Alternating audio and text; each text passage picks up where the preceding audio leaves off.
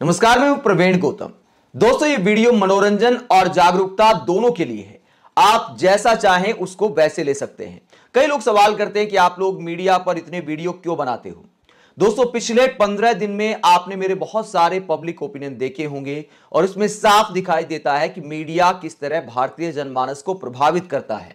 इसीलिए लोगों को जागरूक करना जरूरी है। आज का यह वीडियो सुधीर चौधरी की बकवास को लेकर है। सुधीर चौधरी ने एक विश्लेषण किया पीएम मोदी को लेकर, तकनीक प्लस अध्यात्म प्लस धर्म प्लस गवर्नेंस, मोदी का एक दिन।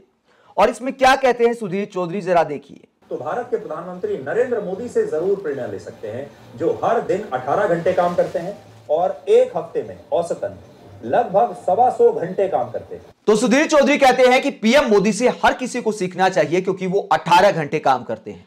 दोस्तों, कई बीजेपी के नेता दावा करते हैं कि पीएम मोदी 22 घंटे काम करते हैं, सिर्फ 2 घंटे सोते हैं। उसके बाद कई टीवी एंकरों ने दावा किया कि वो 20 घंटे काम करते हैं।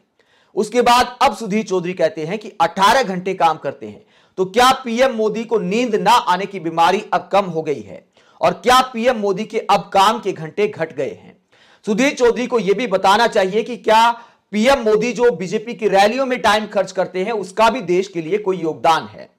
और पीएम मोदी अगर कहीं पूजा पाठ करते हैं, जिसे सुधीर चौधरी कहते हैं कि तकनीक प्लस अध्यात्म प्लस गवर्नेंस, अब अध्यात्म के रास्ते पर जाना, गुफा में जाकर तपस्या करना या फिर पूजा पाठ करना, इसका देश के लिए क्या योगदान है? यह व्यक्तिगत आस्था का मुद्दा है।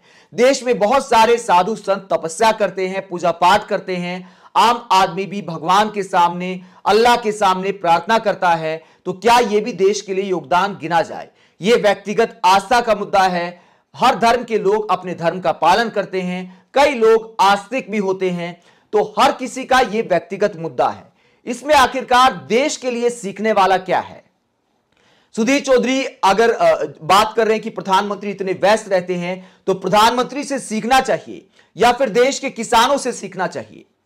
दोस्तों, देश का किसान दिन में मेहनत करता है, कई बार रात में पानी देता, खेत में जो पानी दिया जाता है रात में पानी देता है, उसके बाद भी सुबह 5 बजे उठ जाता है। अगर मान लीजिए 1-2 बजे तक भी पानी देता है, टुकड़ों में नींद लेता है। कभी 1 घंटे ले लिया, उसके बाद लाइन बदलनी होती है, लाइन बदलना बोलते हैं हमारे यहां, तो उसके बाद फिर 1 घंटे सो लिया। तो इस तरह से दिनचर्या होती है। उस किसान से सीखना चाहिए, उस बेरोजगार युवा से सीखें जो पूरे दिन दिल्ली एनसीआर में बाइक चलाता है और एक ट्रिप पे 10 रुपए 15 रुपए बचाता है। तो 10-15 हजार रुपए कमाने के लिए वो युवा दिल्ली एनसीआर में ट्रैफिक का धुआं खाता है।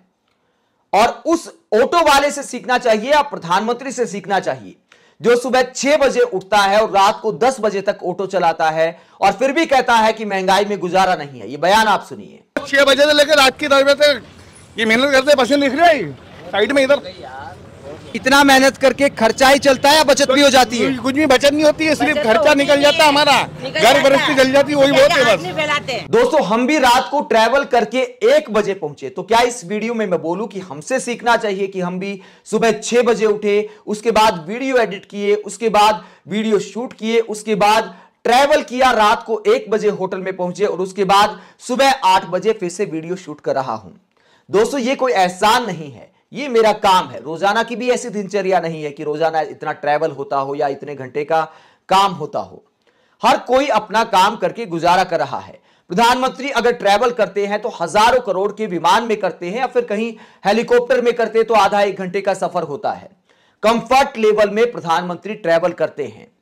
और बहुत सारी जो बातें की जाती है कि देखिए विदेश से आए प्रधानमंत्री तुरंत मीटिंग लेने पहुंच गए। तो क्या प्रधानमंत्री जो कि विदेशी मशरूम खाते हैं, हर चीज का ख्याल रखा जाता है, वो प्रधानमंत्री आखिरकार कैसे थक सकते हैं जो हजारों करोड़ के घर जैसे विमान में चलते हैं? प्रधानमंत्री बताते हैं कि मैं विमान में सो भी जाता हूं, नींद मैं अक्सर विमान में लेता हूं। तो हजारों करोड़ का जो कंफर्ट लेवल वाला विमान है, क्या प्रधानमंत्री उसमें थक सकते हैं? तब मैं भी प्रधानमंत्री को सलाम करता अगर विदेश से आते, तुरंत किसी गांव में पहुंच जाते, या कम से कम जिन रैलियों में जाते हैं, मध्य प्रदेश में जाते हैं, राजस्थान में जाते हैं, वहां किसी गांव में जाएं, पूछे कि मेरी जो आवास योजना है उसमें कितना करप्शन है। हमने डबल इंजन सरकार में कई सारी ऐसी खबरें की, तमाम वीडियो में जनता ने अपना दर्द बताया कि आवास योजना में जो पैसा मिल रहा है वो पर्याप्त नहीं है। उसे घर की दीवार तो खड़ी हो जाती, एक कमरे की दीवार तो खड़ी हो जाती, लेकिन छत नहीं बन पाती। महंगाई की वजह से सरकार से जो पैसा मिलता है उसमें एक कमरे का मकान तक नहीं बन पा रहा और उसमें भी घूस देनी पड़ती है। यहां तक कि कई लोगों ने कहा कि उज्ज्वला योजना में भी घूस देनी पड़ती है। बहुत सारे गरीबों को अब तक सिलेंडर नहीं मिल पाया।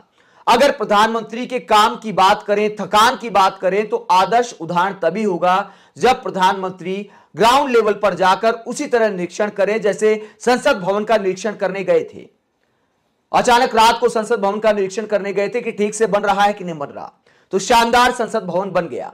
इसी तरह गरीबों के आवास बन पा रहे हैं, नहीं बन पा रहे, कितने लोगों को आवास मिले हैं, कितने लोगों की सालों से फाइल अटकी हुई है, प्रधानमंत्री को अचानक जाकर पूछताछ करनी चाहिए।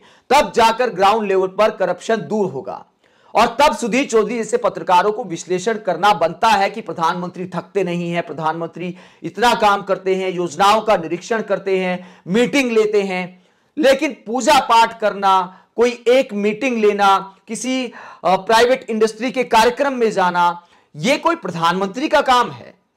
और यह कोई उपलब्धि बताने वाली बात है कि प्रधानमंत्री ने मंदिर में पूजा की, अध्यात्म प्लस टेक्नोलॉजी प्लस फला फला फला फला, जो विदेश में डंका बजता है उससे फला शहर में कितना निवेश आया। टीवी एंकरों को ऐसा बताना चाहिए। टीवी एंकरों को इस बात का विश्लेषण करना चाहिए कि अगर प्रधानमंत्री 18-20 घंटे काम करते हैं तो 50 साल में लोगों की घरेलू बचत के गिरने के सारे रिकॉर्ड आखिरकार क्यों टूट गए। आरबीआई की रिपोर्ट कहती है, कोई विदेशी रिपोर्ट नहीं है जिसको बदनाम किया जा सके कि यह तो मोदी के खिलाफ साजिश है। तो प्रधानमंत्री के काम करने का देश को फायदा कितना हो रहा है, गरीबों को जो योजनाएं हैं क्या वो बिना करप्शन के पहुंच रही हैं? सुधीर चौधरी जैसे पत्रकार कभी इस तरह का विश्लेषण नहीं करते और इसके लिए बहुत ज्यादा रिसर्च करने की आवश्यकता नहीं है। सुधीर चौधरी को बस मध्य प्रदेश के ही 2-4 गांव जा सकते हैं, और मैं मध्य प्रदेश के भी नहीं कहता, ऐसा नहीं कि बीजेपी शासित राज्यों में ही भ्रष्टाचार है। राजस्थान के गांव में जा सकते हैं, छत्तीसगढ़ के गांव में जा सकते हैं, मिजोरम के गांव में जा सकते हैं, किसी भी राज्य के गांव में जा सकते हैं जहां चुनाव नहीं है वहां के गांव में भी जा सकते हैं। अगर आपको करप्शन की सच्चाई जाननी है, मोदी जी जो बात करते हैं कि मोदी के नाम का मतलब है भ्रष्टाचार का खात्मा, तो आप ग्राउंड पर जाकर देखिए, गरीब से गरीब की जुबान पर दिखाई देगा कि वो किस तरह करप्शन की मार झेल रहा है। ऐसे में पीएम मोदी के 18 घंटे काम करने का आखिरकार देश को फायदा क्या है? दोस्तों, इसलिए ऐसे वीडियो बनाने पड़ते हैं सुधीर चौधरी जैसे पत्रकारों पर, क्योंकि इनका जमीन पर असर है। जो गरीब आदमी महंगाई से त्रस्त है वो भी कहता है कि मोदी जी 18 घंटे काम करते हैं, इसीलिए मैं उनके नाम पर वोट कर रहा हूं। तो चुनाव में यह फैक्टर है, मतदाताओं की राय प्रभावित करता है। तो लोगों को सच बताना चाहिए पत्रकारों को, ना कि इस तरह भक्ति करनी चाहिए। आप इस पूरे मुद्दे पर क्या सोचते हैं? कमेंट बॉक्स में अपनी राय जरूर दें। अगर आप हमारी पत्रकारिता को पसंद करते हैं तो थैंक्स के ऑप्शन का इस्तेमाल करें, चैनल को लाइक करें, सब्सक्राइब करें। नमस्कार।